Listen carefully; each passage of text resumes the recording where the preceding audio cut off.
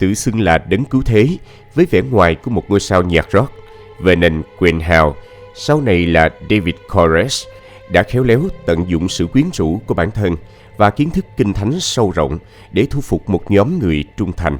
Với vẻ ngoài hấp dẫn và những bài giảng đầy nhiệt huyết, hắn ta đã dần dần thiết lập quyền lực tuyệt đối, thao túng và lợi dụng những người cuồng tín để thực hiện những âm mưu kỳ quái của mình, lên kế hoạch chuẩn bị cho một ngày tận thế. Câu chuyện về David Koresh và giáo phái Branch Davidian sẽ đưa bạn vào một cuộc hành trình đầy bí ẩn và trùng rợn, khám phá những góc tối của tâm lý con người và sức mạnh vào những niềm tin mù quáng. Các bạn đang theo dõi kênh Văn Tùng Siêu Kỳ Án và mình là Hoài Bảo. Nếu các bạn yêu thích phá án và những câu chuyện trinh thám hấp dẫn, hãy để lại một like và một subscribe để ủng hộ cho Văn Tùng Siêu Kỳ Án. Còn bây giờ, mời các bạn theo dõi vụ án hôm nay. Sinh ngày 17 tháng 8 năm 1959 tại Houston, Texas, Hoa Kỳ. Vernon Quainhoud có một tuổi thơ đầy sóng gió. Mẹ là Bonnie Sue Clark, mới 14 tuổi khi sinh ra cậu. Còn cha là Bobby Quainhoud, một thợ mộc lang thang đã bỏ rơi Bonnie khi cô mang thai. Cuộc sống của Koresh càng trở nên khó khăn hơn khi mẹ tái hôn với một người đàn ông nghiện rượu và bạo lực. Cuộc hôn nhân ngắn ngủi này để lại những vết thương lòng sâu sắc trong tâm hồn cậu bé, đặc biệt là những ký ức đau khổ về sự ngược đãi từ người cha dượng. Sau khi cuộc hôn nhân đổ vỡ, Vernon được bà ngoại Eli Clark yêu thương đưa về nuôi. Cậu bé lớn lên là một đứa trẻ đáng yêu, tinh nghịch và tràn đầy năng lượng, đến mức bạn bè đặt biệt danh là Sputnik, lấy cảm hứng từ vệ tinh nổi tiếng của Liên Xô. Khi Vernon lên 6 tuổi, cậu bé trở về sống với mẹ, người vừa kết hôn với Roy Haldeman. Gia đình lại đón thêm thành viên mới khi Bonnie mang thai và sinh em trai Roger vào năm 1966. Tuy nhiên, Vernon gặp nhiều khó khăn trong việc hòa nhập với môi trường học đường. Cậu không thể theo kịp chương trình học ở tiểu học và phải tham gia các lớp học bù. Điều này khiến Vernon trở thành mục tiêu trêu chọc của bạn bè. Họ đặt cho cậu biệt danh khiếm nhã Mr. Retardo. Nhiều năm sau, Vernon vẫn ám ảnh bởi những vết thương lòng sâu sắc do bị bạn bè tẩy chay khi còn nhỏ. Câu nói chế giễu, đứa trẻ chậm phát triển đang đến, cứ vang vọng trong tâm trí cậu, khiến cậu tự ti về bản thân. Thực tế, một trong những nguyên nhân chính gây ra khó khăn cho việc học tập của Vernon chính là chứng khó đọc, một tình trạng ít được biết đến vào thời điểm đó. Ngoài ra, cậu bé còn mắc chứng nói lắp, khiến cậu càng trở nên tự ti hơn. Tuy nhiên, Vernon không phải là một đứa trẻ ngu ngốc. Cậu có một tài năng thiên bẩm về cơ khí, rất thích tháo lắp các đồ vật. Khi lớn lên, niềm đam mê này chuyển thành tình yêu với ô tô và một cách bất ngờ đưa cậu đến với âm nhạc. Vernon đã tự sửa chữa một cây đàn guitar cũ và bắt đầu tự học chơi đàn.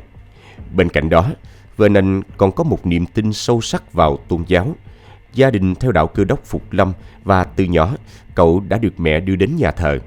Vernon lớn lên trong một môi trường tôn giáo nghiêm khắc, tuân thủ những quy tắc đạo đức khắt khe, trong khi bạn bè cùng trang lứa thường tham gia các hoạt động giải trí. Vernon lại dành thời gian đọc kinh thánh và tìm hiểu về tôn giáo. Đến năm 10 tuổi, Vernon đã có thể thuộc lòng những đoạn kinh thánh dài và tự tin thuyết trình những bài giảng ngắn tại nhà. Dù vậy, khi trưởng thành hơn, cậu vẫn còn mắc chứng nói lắp. Để khắc phục hạn chế này, Vernon đã kết hợp niềm đam mê kinh thánh với việc nghe những bài giảng sôi nổi trên radio. Cậu chăm chú lắng nghe, ghi nhớ từng câu chữ và cố gắng bắt chước giọng điệu, cách phát âm của các nhà thuyết giáo. Điều kỳ diệu đã xảy ra khi cậu nhận ra rằng việc làm này không chỉ giúp cậu cải thiện khả năng nói mà còn khiến cậu tự tin hơn rất nhiều. Tưởng chừng Vernon sẽ có một tương lai tươi sáng trên giảng đường, nhưng số phận đã rẽ sang một hướng khác. Ở tuổi 18, Vernon bắt đầu làm thợ mộc và nhanh chóng yêu một cô gái trẻ hơn mình. Khi cô gái mang thai, cha cô đã rất tức giận và buộc họ phải chia tay. Dù yêu cô gái tha thiết, Vernon đành phải chấp nhận sự thật. Sau đó, Vernon về sống cùng với gia đình tại Tyler, Texas. Tại đây, cậu đã tìm đến các trưởng lão Hội Thánh Cơ đốc Phục Lâm ngày thứ Bảy để xin lời khuyên.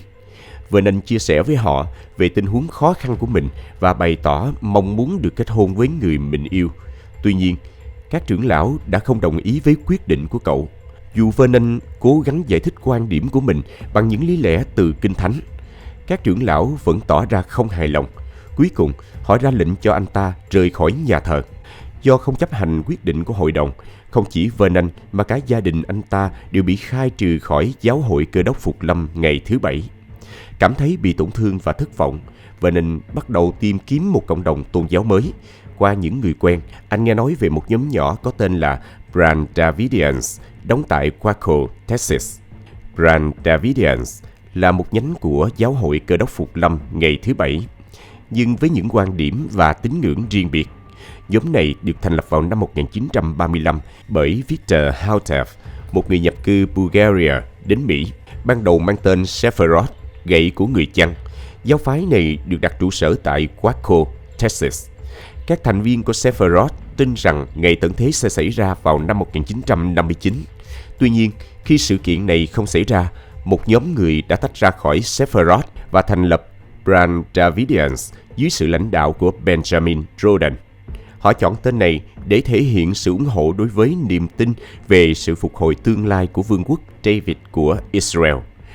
Năm 1978, Rodan qua đời và vợ ông Lois lên nắm quyền lãnh đạo nhà thờ. Năm 1981, Vernon Howell, một chàng trai 20 tuổi với mái tóc dài lãng tử, tính cách cuốn hút và thái độ khiêm tốn, đã đến khu liên hợp Branch Davidian. Anh ta để lại ấn tượng sâu sắc với những người từng gặp nhờ vẻ ngoài tâm linh và lối sống nghiêm khắc.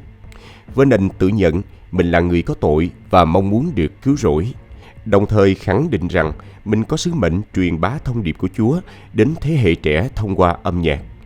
Louis Rodan nhanh chóng bị cuốn hút bởi Vernon Howell và đã mời anh ta đến sống tại khu nhà.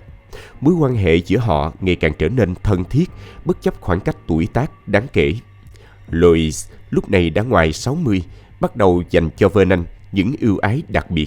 Bà thường xuyên tạo điều kiện để anh ta đứng trên bục giảng, chia sẻ những quan điểm và diễn giải của mình về Kinh Thánh. Phong cách truyền giảng của Vernon hoàn toàn khác biệt so với những gì giáo dân đã quen. Thay vì những bộ đồ chỉnh tề và giọng điệu trang trọng, anh ta xuất hiện với trang phục giản dị, quần jean và áo sơ mi và sử dụng những hình ảnh minh họa trực quan, thậm chí có phần gây sốc để truyền đạt thông điệp. Có lần, Vernon ví tội lỗi như một vết bẩn dính chặt trên ngón tay, không thể dễ dàng lau sạch. Anh ta thẳng thắn thừa nhận những yếu đuối và tội lỗi của bản thân, cho thấy một hình ảnh chân thật và gần gũi hơn so với những nhà lãnh đạo tôn giáo khác. Sức hút của Vernon đến từ sự kết hợp độc đáo giữa vẻ ngoài giản dị, kiến thức sâu rộng về Kinh Thánh và một thái độ khiêm tốn. Anh ta cố tình xây dựng hình ảnh một người có lỗi để đối lập với những người tự cho mình là hoàn hảo, tạo ra một sự đồng cảm sâu sắc với những người có cùng nỗi lo sợ và thiếu sót. Địa vị của Vernon được củng cố hơn nữa khi anh ta bắt đầu tuyên bố mình có khả năng tiên tri. Chỉ vài tháng sau khi đến sống tại khu liên hợp, Vernon gây chấn động khi công khai mối quan hệ với Louis Rodan và thông báo rằng bà đang mang thai đứa con của mình. Louis cũng khẳng định rằng đây là một phần trong kế hoạch thiêng liêng của Chúa. Tuy nhiên, bi kịch đã xảy ra khi bà bị sảy thai. Dù vậy, niềm tin của Louis vào Vernon không hề suy giảm. Bà vẫn tin rằng Vernon là người được Chúa chọn để kế thừa sự nghiệp của mình và trở thành người lãnh đạo tiếp theo của Branch Davidians. Mặc dù nhiều thành viên trong giáo đoàn đồng ý với quyết định của Louis, nhưng George Rodan, con trai bà, lại kịch liệt phản đối. George coi Vernon như một kẻ cướp ngôi xảo quyệt, đã lợi dụng tình cảm của mẹ để chiếm đoạt quyền lực vốn thuộc về mình. Cuộc tranh giành quyền lực giữa hai người ngày càng căng thẳng, chia rẽ giáo đoàn thành hai phe đối lập. Sau 3 năm đối đầu, đỉnh điểm của cuộc xung đột xảy ra vào năm 1984 khi George cùng với một nhóm người ủng hộ vũ trang buộc Vernon và khoảng 25 tín đồ trung thành phải rời khỏi khu liên hợp núi Carmel. Trong 2 năm tiếp theo, nhóm của Vernon đã phải lang thang và dựng lều trại tại Palestine, Texas, cách Waco khoảng 90 dặm. Tại đây, anh đã tận dụng khả năng lãnh đạo và tài năng âm nhạc để thu hút thêm nhiều tín đồ. Năm 1985, cùng với người vợ mang thai Rachel Jones, Vernon thực hiện một chuyến hành hương đến Israel. Tại Đức Thánh, anh đã có một trải nghiệm sâu sắc và tuyên bố mình là hiện thân của vua Cyrus trong thời đại mới. Theo quan điểm của Vernon, sứ mệnh của anh là mở 7 ấn trong sách Khải Huyền và chia sẻ thông điệp này với toàn thế giới. Sau khi trở về Mount Carmel, George Rawdon ngày càng trở nên thất thường, khiến cho số lượng người ủng hộ ông giảm sút nhanh chóng. Nhiều thành viên trong giáo phái công khai bày tỏ sự ủng hộ đối với Vernon Howell và mong muốn anh ta quay trở lại. Sau khi Louis Rawdon qua đời vào năm 1987, George cảm thấy mối đe dọa từ Vernon ngày càng lớn. Để chấm dứt cuộc tranh giành quyền lực, George đã đưa ra một thử thách, một cuộc thi hồi sinh người đã mất. Người nào có thể thực hiện phép lạ này sẽ được công nhận là người lãnh đạo hợp pháp của nhà thờ. Trong một hành động điên rồ, George Rawdon lúc này đã hoàn toàn mất kiểm soát, đã quyết định đào mộ một người đã khuất. Khi hay tin, Vernon Howell đã ngay lập tức báo cáo sự việc với chính quyền địa phương, cáo buộc George xâm phạm mộ phần. Tuy nhiên, do thiếu bằng chứng hình ảnh, cơ quan chức năng tỏ ra bất lực. Để bảo vệ quyền lợi của mình và các tín đồ, Vernon đã dẫn theo một nhóm khoảng 7 người vũ trang trở lại Mount Carmel. Trước khi kịp tìm thấy thi thể, nhóm của Vernon đã bị những người ủng hộ George phát hiện và một cuộc đấu súng đã nổ ra. Trong cuộc đụng độ, Rawdon đã bị thương. Cảnh sát đã nhanh chóng có mặt và can thiệp để chấm dứt tình hình. Vernon và những người theo anh ta bị bắt giữ và phải đối mặt với cáo buộc cố ý gây thương tích. Tuy nhiên, sau quá trình xét xử, họ đã được tuyên bố vô tội. Trong những năm tiếp theo, khi số lượng tín đồ của Vernon ngày càng tăng và anh ta có ý định quay trở lại Mount Carmel, George Rawdon ngày càng trở nên điên loạn hơn. Khi một thành viên trong giáo phái tự xưng là đấng cứu thế, George đã nổi cơn thịnh nộ và xuống tay với người này bằng một chiếc rìu. Hành vi tàn bạo này đã khiến George bị đưa vào bệnh viện tâm thần để điều trị. Sau khi George Rawdon bị cách ly, Vernon Howell và các tín đồ trung thành đã quay trở lại Mount Carmel và nắm quyền kiểm soát hoàn toàn khu liên hợp. Vernon chính thức đổi tên thành David Koresh, một cái tên mang ý nghĩa sâu sắc trong Kinh Thánh. Koresh, phiên âm tiếng Do Thái của Cyrus Đại Đế, tượng trưng cho vị vua được Chúa chọn để giải phóng dân tộc Do Thái. Koresh tin rằng mình chính là hiện thân của Cyrus trong thời đại mới, một đấng cứu thế được giao phó sứ mệnh thiêng liêng. Với tư cách là một nhà tiên tri, mọi lời nói và hành động của ông đều được xem là mệnh lệnh từ Chúa. Đầu thập niên 1990, David Koresh, một nhân vật tự xưng là nhà tiên tri, đã quy tụ hơn 100 tín đồ trung thành vào một cộng đồng khép kín tại Mount Carmel. Với khả năng hùng biện và tài năng âm nhạc, Koresh đã nhanh chóng trở thành tâm điểm của giáo phái. Những bài giảng dài hơi của ông, kết hợp giữa tôn giáo và âm nhạc, đã cuốn hút và kiểm soát tâm trí của các tín đồ. Dưới vỏ bọc của một nhà tiên tri, Koresh đã lợi dụng vị thế của mình để thực hiện những hành vi sai trái một cách trắng trợn. Ông ta tự phong mình là hạt giống thánh thiện duy nhất và thiết lập một hệ thống đa thê, bắt buộc tất cả phụ nữ trong cộng đồng, bất kể tuổi tác hay tình trạng hôn nhân, phải phục vụ nhu cầu của ông. Những cô gái trẻ, thậm chí mới 12 tuổi, cũng trở thành nạn nhân. Để biện minh cho hành vi biến thái của mình, Koresh tuyên bố rằng việc được phục vụ ông ta là một đặc ân thiêng liêng và là cách duy nhất để các tín đồ đạt được sự cứu rỗi. Trong khi đó, đàn ông khác trong cộng đồng bị buộc phải sống độc thân. Hệ quả là hầu hết trẻ em sinh ra trong cộng đồng đều là con của Koresh. Mặc dù phần lớn các tín đồ chấp nhận quan điểm của Koresh, một số người, đặc biệt là những người Úc, đã rời khỏi giáo phái vì không đồng tình với việc lạm dụng quyền lực của ông ta. Sau khi trở về nước, họ đã chính thức tố cáo Koresh với các cơ quan chức năng Hoa Kỳ về hành vi liên quan đến những cô gái trẻ. Những cáo buộc này đã thu hút sự chú ý của cơ quan bảo vệ trẻ em, dẫn đến việc các điều tra viên được cử đến Mount Carmel để điều tra làm rõ. Mặc dù các điều tra viên được giao nhiệm vụ xác minh cáo buộc hành vi liên quan đến những cô gái trẻ, đặc biệt là việc trẻ em tiếp cận vũ khí, nhưng Koresh đã thành công trong việc thuyết phục họ rằng vũ khí đã được cất giữ an toàn. Điều này đã tạm thời giúp ông ta thoát khỏi sự truy tố. Tuy nhiên, sau vụ đào tẩu, hành vi của Koresh trở nên ngày càng cực đoan và bạo lực. Ông ta đã công khai làm nhục một người phụ nữ ngay trước mặt các tín đồ khác để răn đe những ai có ý định rời bỏ giáo phái. Những bài giảng của Koresh lúc này trở nên ám ảnh hơn với những tiên đoán về ngày tận thế và lời kêu gọi của các tín đồ chuẩn bị cho ngày tận thế. Ông ta tuyên bố rằng Mount Carmel sẽ là tâm điểm của cuộc chiến cuối cùng và chỉ có những ai trung thành với ông mới được vào thiên đàng. Đến năm 1992, Koresh đã thành công trong việc gieo rắc nỗi sợ hãi và sự hoang tưởng vào tâm trí các tín đồ, vẽ nên một viễn cảnh về một cuộc chiến sắp xảy ra giữa các giáo phái và chính phủ. Ông ta tuyên bố rằng chính phủ là tay sai của quỷ dữ và đang lên kế hoạch tấn công Mount Carmel. Để chuẩn bị cho cuộc chiến tưởng tượng này, Koresh đã kêu gọi các tín đồ tích trữ vũ khí, đồng thời biến việc buôn bán vũ khí trở thành một nguồn thu nhập chính cho giáo phái.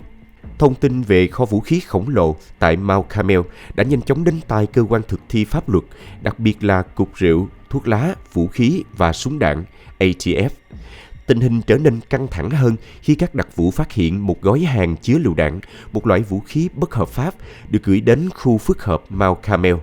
Cuộc điều tra kéo dài nhiều tháng sau đó đã phơi bày một kho vũ khí khổng lồ tại đây, bao gồm cả súng phóng lựu và vũ khí tấn công. Đến đầu năm 1993, cơ quan thực thi pháp luật, đặc biệt là ATF, đã quyết định tiến hành bắt giữ David Koresh. Tuy nhiên, lo ngại về sự chống đối quyết liệt từ các tín đồ, ATF đã lựa chọn một cách tiếp cận thận trọng hơn. Họ đã cài cấm các điệp viên vào trong giáo phái để thu thập thông tin và tìm kiếm thời cơ thích hợp để đột kích. Sau nhiều tháng theo dõi, ATF kết luận rằng Koresh là một mối đe dọa nghiêm trọng đối với cộng đồng và quyết định thực hiện cuộc tấn công vào ngày 28 tháng 2 năm 1993. Chỉ một giờ trước khi cuộc đột kích diễn ra, đặc vụ ngầm Rodriguez đã thâm nhập vào khu phức hợp và cố gắng cảnh báo Koresh về một bài báo tiêu cực trên báo địa phương. Tuy nhiên, thay vì tỏ ra bất ngờ, Koresh đã bình tĩnh thông báo rằng ông ta đã biết về kế hoạch tấn công của ATF từ trước. Khi rời khỏi Mount Carmel, Rodriguez đã cố gắng liên lạc với cấp trên để cảnh báo về tình hình mới, nhưng đã quá muộn. Các đơn vị đặc nhiệm đã sẵn sàng và cuộc tấn công đã được tiến hành. Cuộc đụng độ đã nổ ra dữ dội chỉ trong vài phút khi các đặc vụ FTA tiến hành đột kích. Ai nổ súng trước vẫn còn là một câu hỏi chưa có lời giải đáp chính thức. Hơn 70 đặc vụ được trang bị vũ khí đầy đủ đã bao vây khu phức hợp, trong khi trực thăng quân sự tuần tra trên không. Bên trong, các tín đồ Branch Davidian tin rằng cuộc sống của họ đang bị đe dọa đã đáp trả bằng một loạt các phát súng. Cuộc giao tranh kéo dài hơn 1 giờ đồng hồ, cướp đi sinh mạng của 4 đặc vụ FTA và 6 tín đồ. Bản thân Koresh cũng bị thương 2 lần trong cuộc đấu súng. Dù bị thương nặng, Koresh vẫn cố gắng liên lạc với cơ quan thực thi pháp luật để yêu cầu ngừng bắn, nhưng không nhận được hồi đáp. Cuộc đấu súng kết thúc với thương vong nặng nề phía ATF và Koresh đã biến mất trong đám khói lửa. Cách thức xử lý vụ việc ngay từ đầu đã vấp phải nhiều chỉ trích, buộc FBI phải vào cuộc. Dưới sự giám sát của dư luận quốc tế, các nhà chức trách quyết tâm kết thúc cuộc khủng hoảng càng sớm càng tốt. Những ngày sau đó, khi các tín đồ Branch Davidian bị bao vây, Koresh đã cố gắng truyền bá thông điệp của mình và gửi 14 trẻ em ra khỏi khu phức hợp. Tuy nhiên, phần lớn các thành viên, bao gồm cả trẻ em, đã chọn ở lại với ông ta, tin rằng họ đang chuẩn bị cho một sự kiện quan trọng nào đó. Cuộc vây hãm kéo dài 51 ngày, kết thúc trong một thảm kịch khi toàn bộ khu phức hợp bị thiêu rụi. Cuộc đột kích đã biến Koresh thành tâm điểm của sự chú ý toàn cầu, và ông ta nhanh chóng lợi dụng cơ hội này để truyền bá giáo lý của mình. Trong nhiều giờ liền, ông ta đã sử dụng điện thoại như một bục giảng, thuyết phục các nhà đàm phán FBI về sự chính đáng của mình. Sau 3 ngày, Koresh đồng ý thả các con tin với điều kiện được phát sóng một bài giảng trên đài. Tuy nhiên, ngay sau khi đạt được thỏa thuận, Koresh lại một lần nữa thất hứa, trì hoãn việc thả người và yêu cầu thêm thời gian. Trong khi đó, tình hình bên trong phức hợp ngày càng trở nên tồi tệ. Với nguồn cung cấp thức ăn và nước uống cạn kiệt, Koresh đã lợi dụng nỗi sợ hãi và tuyệt vọng của các tín đồ để củng cố vị thế của mình, tuyên bố rằng những khó khăn này là một thử thách đối với đức tin của họ. Để gây áp lực lên các tín đồ, FBI đã cắt điện, phát nhạc lớn và chiếu sáng liên tục vào khu phức hợp, cố gắng làm suy yếu tinh thần của họ. Tuy nhiên, những nỗ lực này tỏ ra vô hiệu. Mặc dù đã thả ra một số người, Koresh vẫn kiên quyết không đầu hàng và tuyên bố rằng không ai được phép rời đi. Căng thẳng leo thang khi FBI triển khai xe tăng Abrams phá hủy tài sản xung quanh khu phức hợp. Trước tình hình bế tắc, FBI đã cho phép một luật sư vào gặp Koresh. Dù nhận được lời đề nghị phát sóng thông điệp trên toàn thế giới, Koresh đã từ chối, cho thấy ông ta đã mất niềm tin hoàn toàn vào chính quyền. Koresh đã nói với một luật sư rằng ông ta biết mình sẽ không sống sót. Một tia hy vọng le lói vào ngày 14 tháng 4 khi Koresh tuyên bố đã hoàn thành việc giải mã 7 con dấu trong Kinh Thánh, một công trình mà ông cho là sẽ chấm dứt cuộc vây hãm. Koresh tin rằng việc hoàn thành sứ mệnh này sẽ chứng minh sự thật, giáo lý của ông và thuyết phục chính quyền chấm dứt cuộc bao vây. Tuy nhiên, lời đề nghị được phát sóng thông điệp của Koresh không được chính quyền chấp thuận. Ngày 17 tháng 4, Tổng trưởng lý Janet Reno đã phê duyệt kế hoạch tấn công cuối cùng, sử dụng xe tăng và hơi cay để khống chế tình hình. Cuộc bao vây kết thúc bi thảm vào lúc 6 giờ sáng ngày 19 tháng 4 khi FBI quyết định sử dụng vũ lực. Một chiếc xe tăng đã đâm vào tòa nhà, đồng thời bơm khí cay vào bên trong, khiến những người bên trong ho sặc sụa, khó thở và cảm giác như phổi đang cháy. Mặc dù các đặc vụ đã cố gắng thuyết phục Koresh và các tín đồ đầu hàng, nhưng không ai chịu ra ngoài. Chỉ vài giờ sau, một đám cháy lớn bùng phát, nhanh chóng bao trùm toàn bộ khu phức hợp. Ngọn lửa dữ dội đã cướp đi sinh mạng của 79 người, trong đó có 22 trẻ em. Thủ lĩnh Koresh được tìm thấy trong nhà nguyện với một vết thương chí mạng ở đầu. Nguyên nhân tử vong vẫn còn là một bí ẩn. Nhiều người đặt ra nghi vấn về khả năng tự kết liễu. Sau cuộc tấn công ở Waco, vào ngày 3 tháng 8 năm 1993, một bồi thẩm đoàn liên bang đã đưa ra bản cáo trạng 10 tội danh thay thế đối với 12 thành viên Branch Davidian còn sống sót. Bồi thẩm đoàn đã buộc tội, trong số những tội danh khác, rằng Branch Davidian đã âm mưu, hỗ trợ và tiếp tay cho việc sát hại các sĩ quan liên bang và đã sở hữu và sử dụng trái phép nhiều loại vũ khí. Chính phủ đã bác bỏ các cáo buộc đối với một trong 12 thành viên Branch Davidian theo một thỏa thuận nhận tội. Sau phiên tòa xét xử kéo dài gần 2 tháng, bồi thẩm đoàn đã tuyên bố trắng án 4 thành viên Branch Davidian về mọi tội danh. Ngoài ra, bồi thẩm đoàn đã tuyên bố trắng án tất cả các thành viên Branch Davidian về các tội liên quan đến lấy mạng người, nhưng đã kết án 5 người trong số họ về các tội danh nhẹ hơn, bao gồm hỗ trợ và tiếp tay cho tội ngộ sát cố ý các đặc vụ liên bang. 8 thành viên Branch Davidian đã bị kết án về các tội danh liên quan đến vũ khí. Cuộc chiến ở Waco là một thảm kịch đã cướp đi sinh mạng của rất nhiều người, trong đó có nhiều phụ nữ và trẻ em. Sự kiện này đã gây chấn động dư luận và đặt ra nhiều câu hỏi về cách thức ứng phó của chính quyền với các nhóm tôn giáo cực đoan. Câu chuyện về David Koresh và giáo phái Branch Davidian đã kết thúc. Bạn có suy nghĩ gì về bản án dành cho nhóm tội phạm này? Hãy để lại một ý kiến ở phần bình luận bên dưới để cùng thảo luận nhé. Và trước khi rời đi, đừng quên để lại một like, một subscribe và bật chuông thông báo để tiếp tục theo dõi những vụ án hấp dẫn trên Văn Tùng Siêu Kỳ Án.